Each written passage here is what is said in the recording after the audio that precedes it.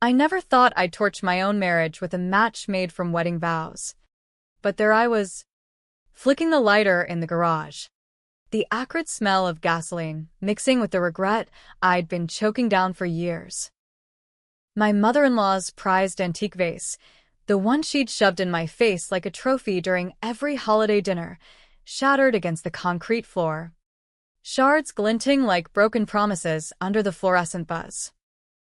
And as the flames licked up the side of my husband's beloved classic Mustang, I whispered to the empty air, "This is for the girl you all buried alive in your bullshit." It started 8 years ago, back when I was still naive enough to believe love meant compromise, not conquest. I'd clawed my way up from a trailer park in rural Ohio, the kind where dreams go to die under the weight of unpaid bills and meth-head neighbors. Kinsley Harper, that was me then, before the hyphenated hell of marriage. I hustled through community college on scholarships and night shifts at a diner, slinging hash browns to truckers who tipped in quarters and crude jokes.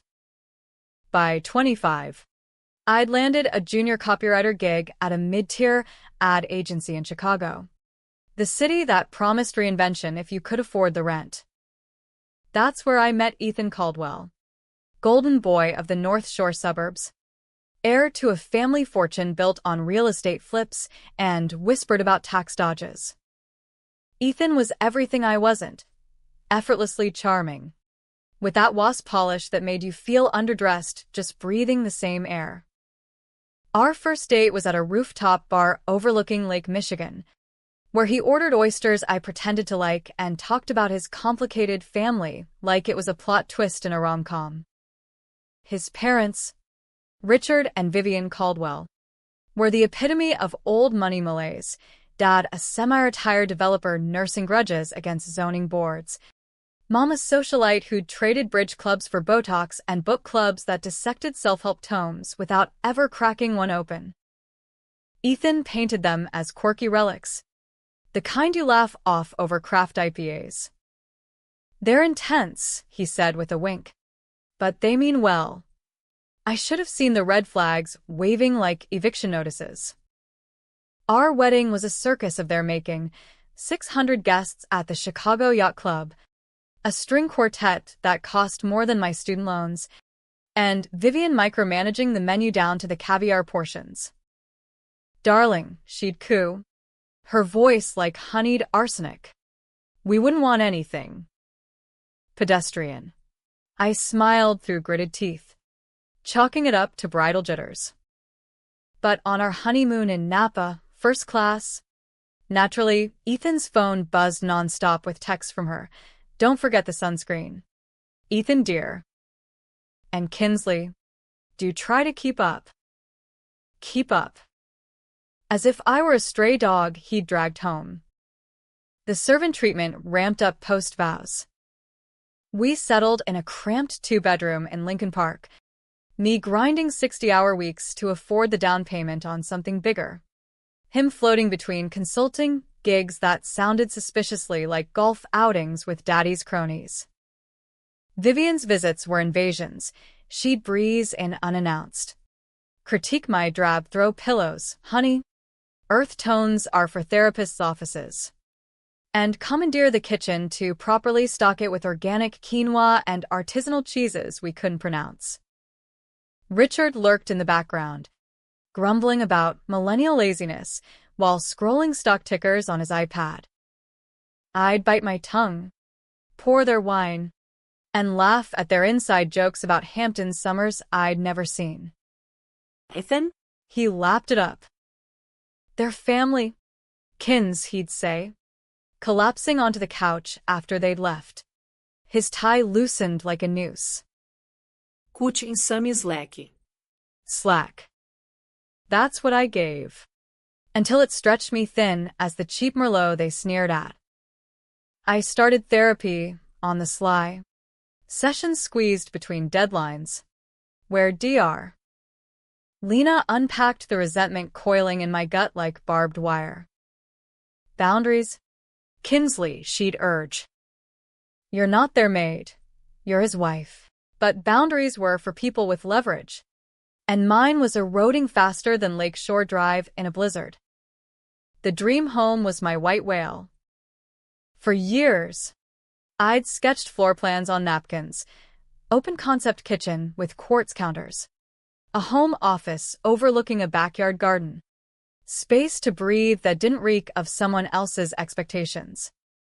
We found it in Evanston, a 1920s craftsman bungalow on a tree-lined street, 3 beds, 2 baths, with a wraparound porch screaming Sunday brunches and normalcy. I poured everything into it, bonuses, side gigs, writing freelance taglines for infomercials, even selling my grandmother's locket from the trailer days.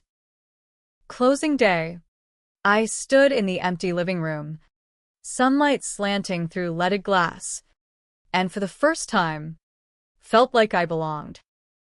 Ethan hugged me from behind, murmuring, "Our castle." Babe. Our. What a lie. 6 months in, the Caldwell's financial house of cards collapsed. Richard's latest development, a luxury condo tower in Bucktown, tanked amid a market dip and some oversights, with permits that smelled like bribes gone south. Vivian's charity galas couldn't bail them out. Their Lake Forest manse went into foreclosure, a humiliating splash across the Sun-Times society pages. Ethan fielded the calls in our kitchen, his voice dropping to that placating tone he reserved for them. "We'll figure it out." Mom. Just. Breathe. I came home from a client pitch to find them there, suitcases by the door like squatters staking claim. Vivian, impeccable in pearls and a cashmere twin set despite the bankruptcy. Air kissed my cheek. Kinsley, darling, be a dear and put on some tea? The drive was dreadful. Richard clapped Ethan on the back, already eyeing the garage for his golf clubs. Ethan wouldn't meet my eyes. "It's temporary," he said later. In bed, his hand on my hip like an apology. "A few months. They have nowhere else." Temporary. It metastasized. Vivian commandeered the guest room, redecorating with her cast-offs.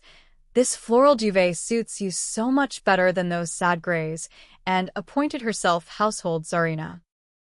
Mornings, her shrill summons for breakfast I'd slave over before work.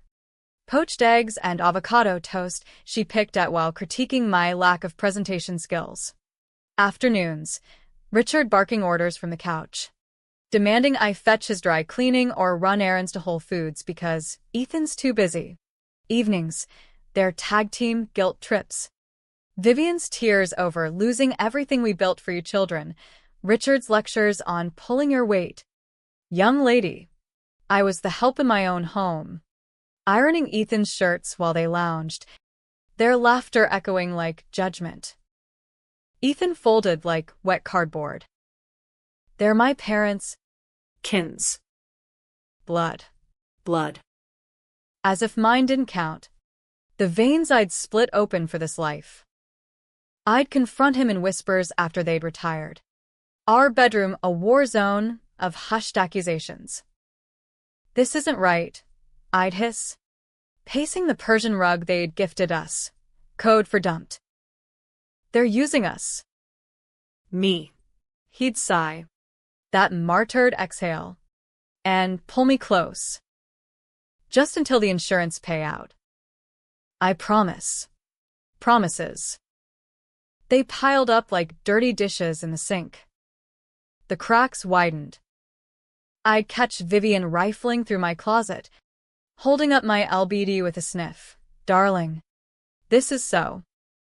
Last season." "Let me introduce you to Nordstrom Rack." Or Richard cornering me in the hallway, his breath sour with scotch. "You know, Ethan could do better." "A girl from Bryn Mawr." "Maybe." I'd smile, razor sharp, and retreat to my office, the door locked, pounding out ad copy until my fingers cramped. Therapy ramped to twice weekly, Dr. Lena warned of burnout. of resentment turning toxic. What do you want? Kinsley? Really? What did I want? Justice. Not the courtroom kind, the raw, reckoning sort that scorched the earth. The secret slithered out one rainy Tuesday, 3 months into their siege. I'd come home early from a cancelled focus group, soaked to the bone, and heard voices from the study, low, Urgent? laced with venom. Vivian's, sharp as a stiletto. She'll never know. Ethan. We made sure of it. Ethan's murmur. Indistinct but damning. I pressed against the doorframe, heart hammering like a jackhammer. Did the accident. You took the fall for me. Vivian again. Silk over steel. And we'd do it again. Family protects family. My mind reeled back 12 years. To Ethan's juvie record, he'd brushed off as youthful stupidity, a DUI that wrecked a family sedan, totaled on a snowy back road. But whispers from his college buddies had always hinted darker, a passenger, a cover-up. I shoved the door open, rain dripping from my coat like tears. They froze, Vivian mid-sip of Chardonnay, Ethan at the desk, papers scattered like confetti from hell. What accident? My voice cracked the air. Vivian recovered first. That glacial poise. Kinsley. Dear. This is private. Ethan stood, hands placating. Babe. It's ancient history. Ancient. The word ignited something feral. I snatched the top sheet, a faded police report, yellowed edges curling. There it was, black and white. Ethan, 19, behind the wheel, blood alcohol .12. Passenger me. No, not me. A girl named Sarah Klein, exchange student from the local college, dead on impact. Hit and run. Charges dropped when new evidence emerged, witnesses recanting. Brakes tampered alibi. And the fall guy? Some nobody mechanic from the garage, pinned with drunk driving and fleeing the scene. He'd done 5 years in Cook County. Paroled broken. You let him rot. The words clawed out of me. For what? Your golden boy's future? Vivian's eyes narrowed, a serpent uncoiling. Sacrifices are made, darling. For the greater good. Greater good. The Caldwell's Gospel. Ethan reached for me. Kins. I was scared. They handled it. I couldn't. Couldn't what? Face the mirror? I slapped his hand away, the report crumpling in my fist. You built our life on a grave. My home on lies. That night, I slept in the guest house we'd converted to a gym. The punch bag my confessor. Fists flew until my knuckles split. Each thud a mantra. Betrayed. Buried. Done. By dawn, resolve hardened like mortar. Revenge wasn't a word, it was architecture. I'd dismantle their empire, brick by borrowed brick. But not rash, calculated. The American way. Suburbs thrived on facades. I'd weaponize mine. First, the seeds. I played the dutiful daughter-in-law, brewing their Earl Grey with a smile that didn't reach my eyes. Vivian preened, oblivious, regaling me with tales of their comeback, a crowdfunding scam disguised as a family legacy fund she'd launched on GoFundMe, complete with photoshopped pics of happier times. Richard grumbled about lawyers, but I caught the emails on the shared desktop. Pleas to old cronies, IOUs piling like snowdrifts. Ethan, adrift, buried himself in craft beers and fantasy football, his touches tentative, like petting a stray that might bite. I started small. Anonymous tips to the Better Business Bureau about Richard's oversights, Permit falsifications from the condo fiasco. A Yelp review blitz on Vivian's charity, painting her galas as glorified pyramid schemes for the elite. Nothing traceable, just enough to snag at threads. Meanwhile, I lawyered up quietly a no-nonsense divorce attorney named Carla Ruiz, who specialized in high-net-worth disentanglements. Prenups ironclad, she said over coffee in a Wicker Park cafe, her nails tapping the folder. But that house, yours, down to the foundation. He signed the quitclaim. Leverage. Sweet. Seismic. Ethan sensed the shift, cornering me in the kitchen one night, flour dusted from the pie I'd baked to appease Vivian's sweet tooth. You're pulling away.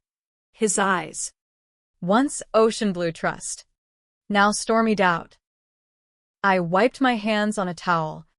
Deliberate. Am I? Or are you just noticing the leash you put on me? He flinched, the boy peeking through the man. What do you want? Kins? Forgiveness. I laughed, bitter as black coffee. I want out. From all of it. The confrontation erupted at Sunday dinner. The Caldwell's ritual I'd endured like a root canal. Roast beef carved tableside. Vivian's crystal gleaming under the chandelier I'd installed. Midway through Richard's monologue on entitled youth, I set down my fork. Let's talk about Sarah Klein. The clink of silverware died. Vivian's fork hovered. Midair. Who's that? She trilled. But her knuckles whitened. Ethan choked on his Merlot. Kins. Not now. Now is perfect. I laid it out. Calm as a closing argument. The report. The cover-up. The innocent man who'd rotted while they polished Ethan's halo. Richard blustered. Face apoplectic. Slander. That was self-defense. The roads were icy. Self-defense. For murder. Vivian's mask cracked, venom spilling. You ungrateful little tramp. We gave you everything, a name, a home. This is how you repay us? With dredging up the past. Ungrateful. The word that had haunted my trailer days. Now weaponized anew. Ethan slammed his palm on the oak. Enough. Kinsley, you're twisting it. They protected me for us. Us. Always us. As if I were complicit. I stood, napkin tossed like a gauntlet. Protected? You buried a girl and a life to save your ass. And now you're squatting in my house, treating me like the help. Get out. All of you. The room imploded, Vivian screeching about hysteria, Richard threatening lawsuits, Ethan pleading in that broken voice. But I walked out, keys in hand, locking the mudroom behind me. The dream home, now a cage I'd spring. Word count for file 1, approximately 1,000 words. The eviction notice hit like a gut punch wrapped in legalese. But damn if it didn't feel like vindication. Carla had it served at dawn. A process server pounding on the door while I sipped coffee on the porch swing, watching the neighborhood stir, joggers in Lululemon, dog walkers with thermos mugs, the facade of Midwestern normalcy I'd bought into. Vivian flung open the door in her silk robe, screeching obscenities that would make a sailor blush. You can't do this. We're family. Family. The word curdled on her tongue, as hollow as their bank accounts. Ethan called non-stop. Voicemails a litany of desperation. Kins, please. Let's talk. This is insane. Insane. Pot. Kettle. I blocked him.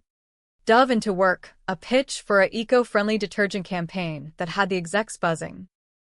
Agency life was my anchor, the one realm where merit trumped bloodlines. Colleagues noticed the edge in my copy, the taglines laced with subtext, "Clean up your mess before it stains." They laughed, oblivious to the autobiography. The Caldwells didn't slink away quietly. Vivian launched a counteroffensive, flooding my inbox with weepy essays, a mother's plea for reconciliation, and rallying her bridge brigade to support me with passive-aggressive casseroles left on the stoop. Notes tucked in, "Forgiveness is divine." Dear. Divine. As if she'd read the same Bible that condemned false idols. Richard went scorched earth, filing a frivolous countersuit claiming emotional distress from my hostile environment. Carla shredded it in a motion to dismiss, her filing sharp as a switchblade. Plaintiff's claims lack merit, residents occupied under duress of familial manipulation. But the real war brewed in the shadows. I started digging. Late nights with takeout Thai and a laptop glowing like a Ouija board. Public records. LexisNexis trials via the agency's subscription, unearthing the Caldwell skeletons like a grave robber with a grudge. Sarah Klein's file was a gut-wrencher. 22. Studying literature. Dreams of MFA programs scrawled in her journal. Found by hikers 3 days after the crash. Body twisted in a ditch off Lake County Road. The mechanic, Tommy Ruiz, no relation to Carla, had been a single dad, framed with planted evidence, a baggie of coke in his toolbox.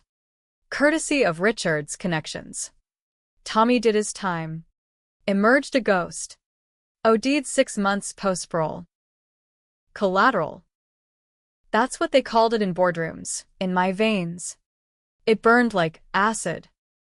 Ethan's flips started subtle, a text from a burner, "I need to explain." I met him at our old spot, the rooftop bar. Winter winds whipping off the lake. He looked wrecked, stubble shadowing that jawline I'd once traced with kisses. It was one night he started, nursing a scotch.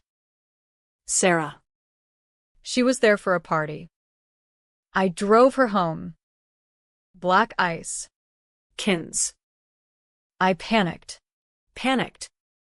The excuse of cowards.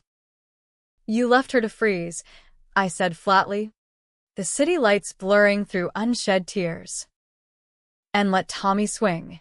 He leaned in, voice cracking. "Mom and Dad, they knew a guy on the force. Said it'd ruin me. Ivy League apps pending.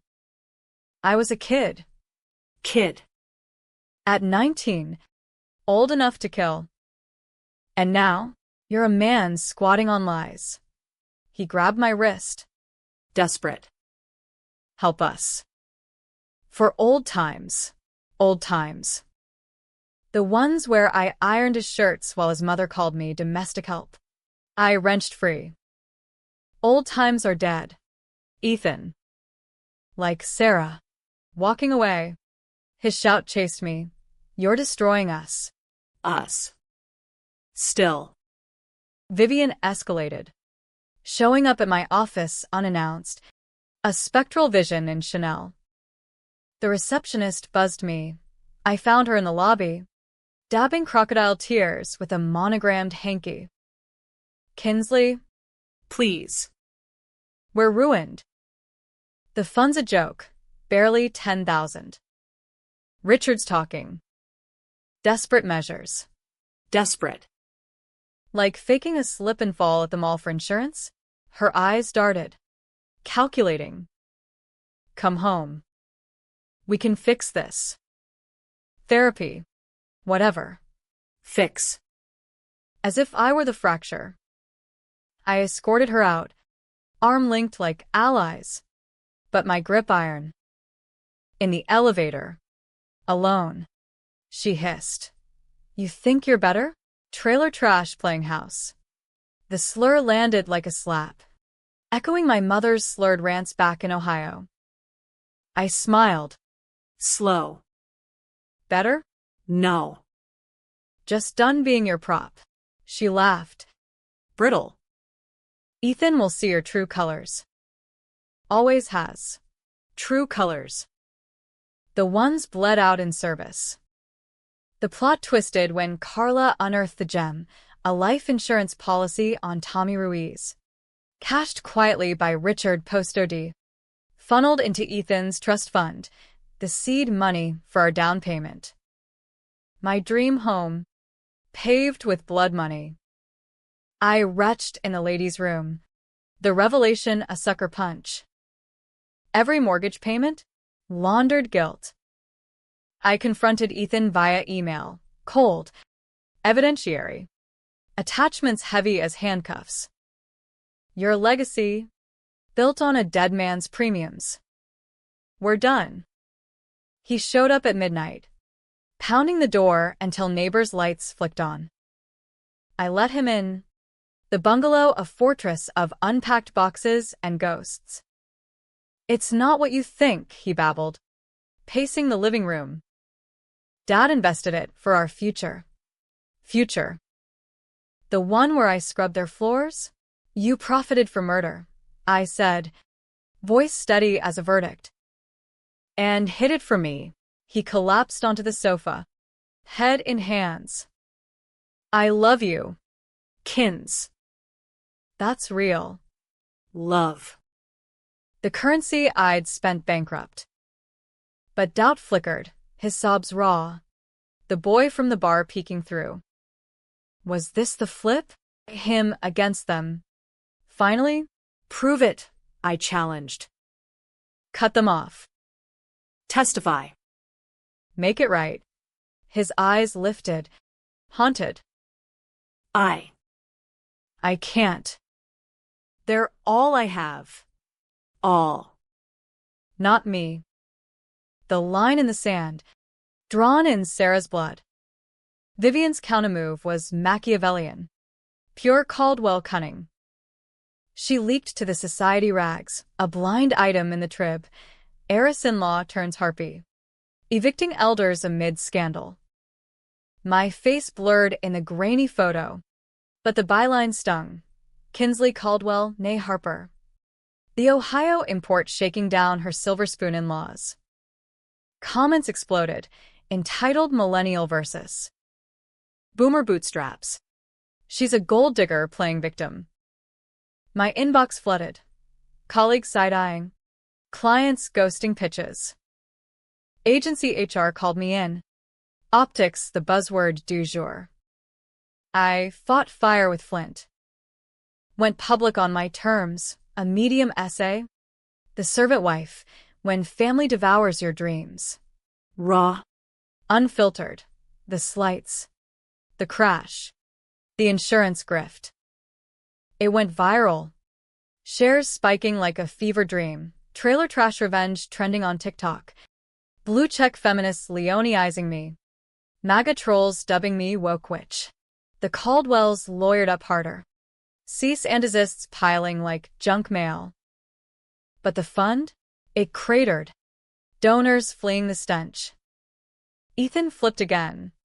This time public, a weepy IG live from a seedy motel. My wife. She's unraveling. Help us. Unraveling.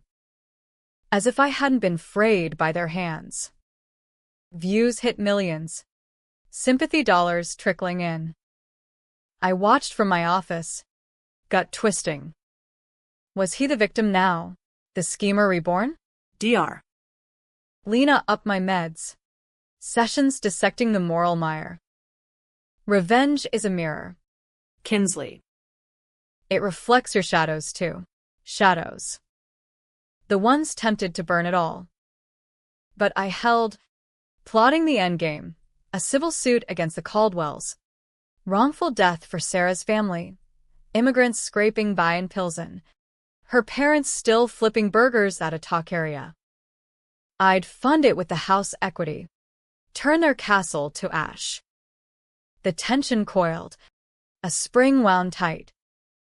Vivian's last gambit, a reconciliation dinner at a neutral Italian joint in Andersonville. White flag fluttering. I went, armored in power suit and resolve. They were diminished, Richard shrunken. Vivian's Botox cracking at the edges. Ethan. Between us. A buffer of regret. Truce, she offered, extending a manicured hand. Truce.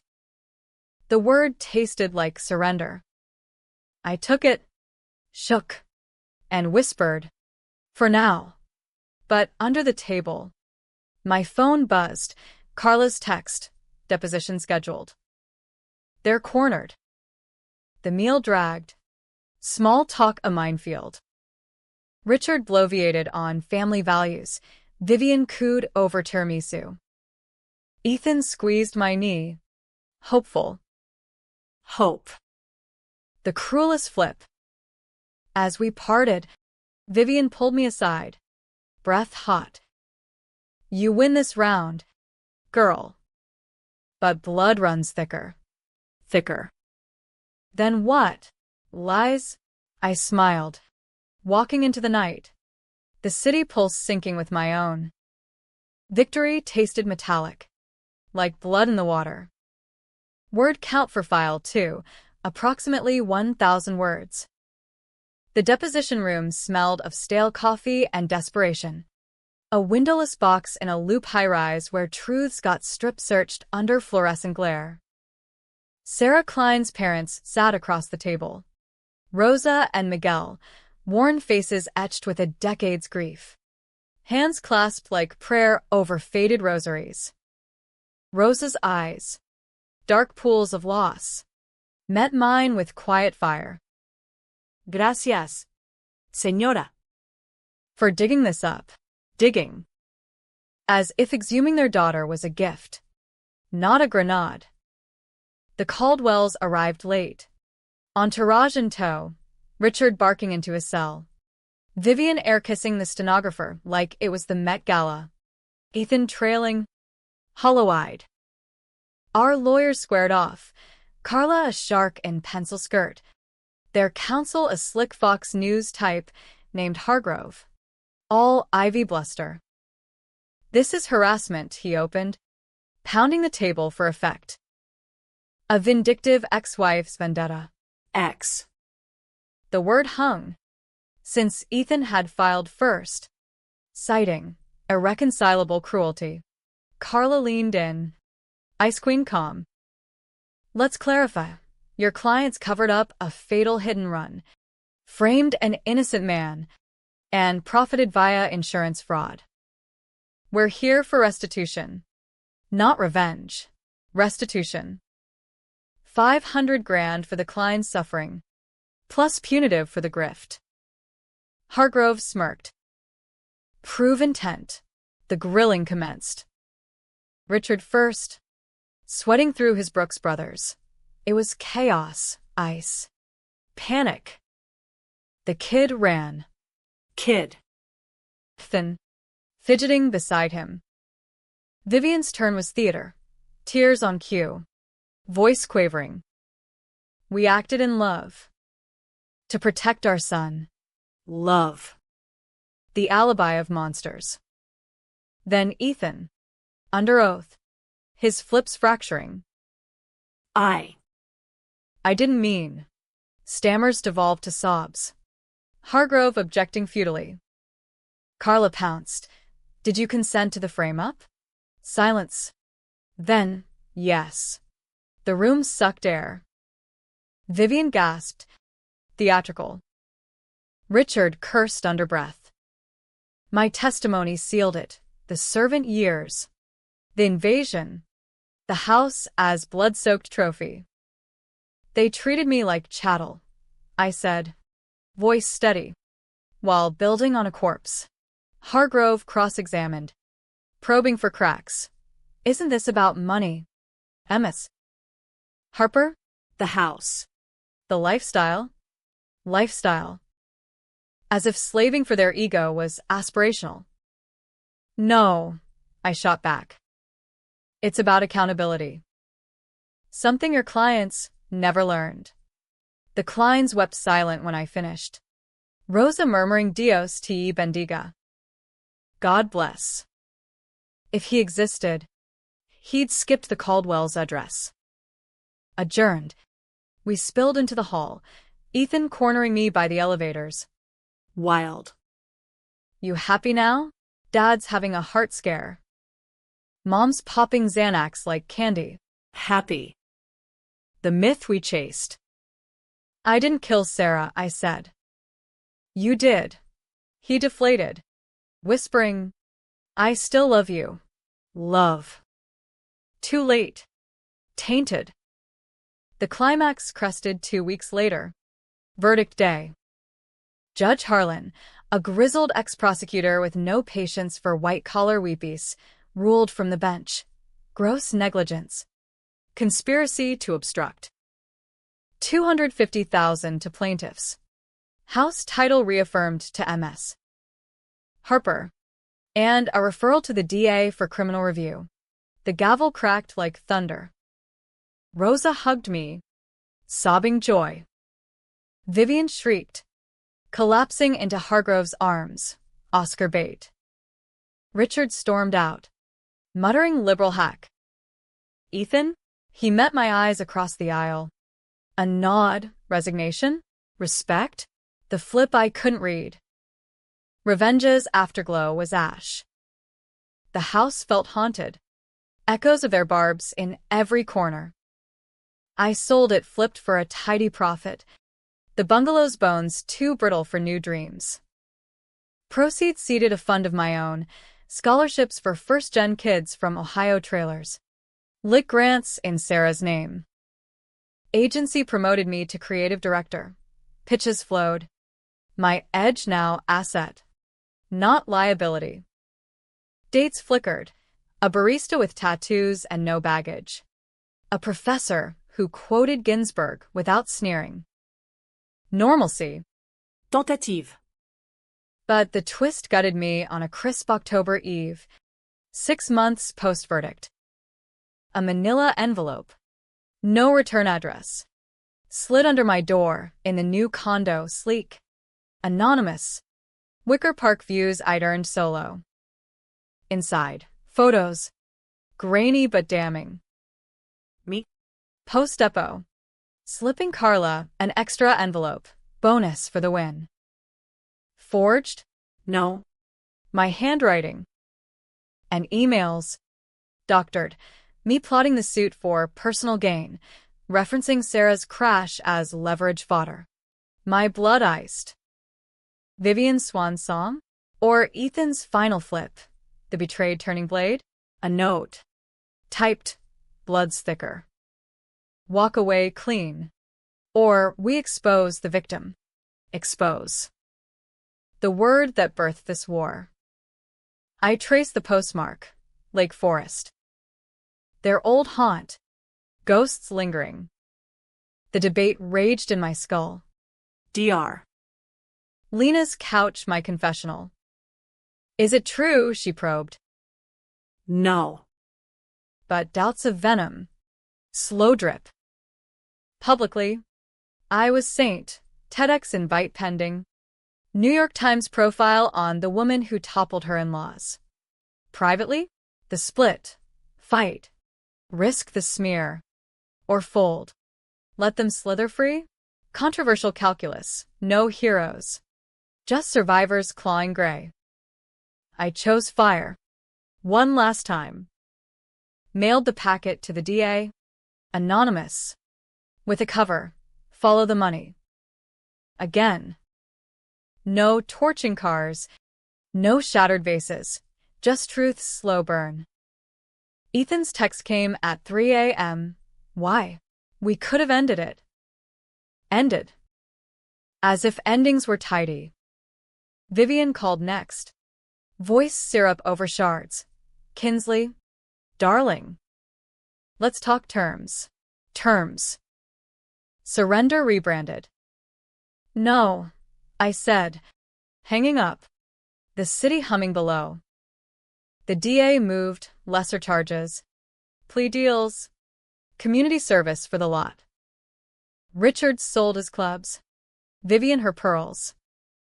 Ethan vanished to Austin. Starting over per LinkedIn. Bio scrubbed of me. Ending? Not happy. Not tragic, just American. Jagged edges and all. I walk the lakefront now. Wind whipping doubts to sea. Sarah's ghost nods from the waves. Tommy's shadow fades in the foam. Revenge didn't heal. It hollowed. Then hardened. And in the mirror? Kinsley Caldwell. Hyphen shed. Eyes steel. No one's all right or wrong, just human. Hauling the weight. Would I do it again? Hell yes. But the cost? That's the twist that keeps you up. Arguing with shadows till dawn.